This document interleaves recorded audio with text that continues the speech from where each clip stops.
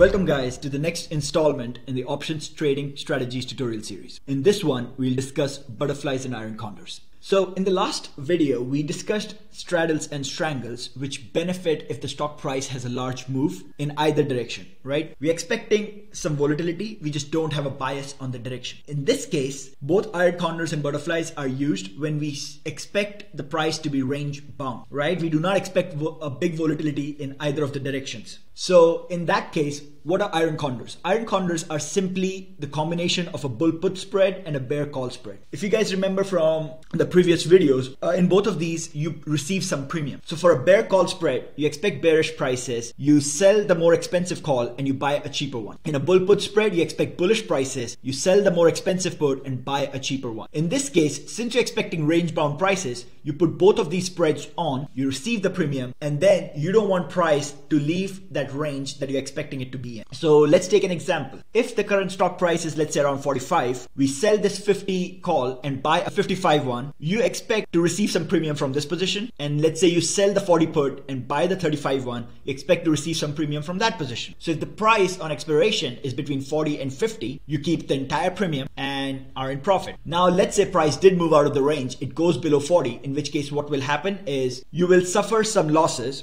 based on the combo you should know from bull put spread. Same way you will suffer some losses if the price goes above 50. Now as long as the losses are covered by the premium, you're going to end up in profit. If not, you lose a specific amount, but your losses are capped. So that's the advantage of iron condors, is that your losses are capped and you receive premium, compared to straddles and strangles, where if you try and receive premium, your losses are uncapped. So those ones you will always pay premium and put on a long straddle or long strangle position rather than trying to be short them. Next ones are butterfly spreads. Again, the same premise. You expect the price to be range bound, but in this case, you're not always receiving a premium upfront. So the way butterfly spread is put is you're buying a call, you're selling two calls, and then you're buying another call, such that the ones you buy, the calls that you buy, envelop the calls you sell. So for example, in this case, we will buy a $30 call, we'll buy a $50 call, and we'll sell the two $40 calls. So sometimes in this case, you might receive premium, but more often than not, you won't. As long as price is range bound between this 30 and 50 envelope, the ones you sold will expire near worthless, and the profit from the cheaper call that you bought will compensate for the loss from the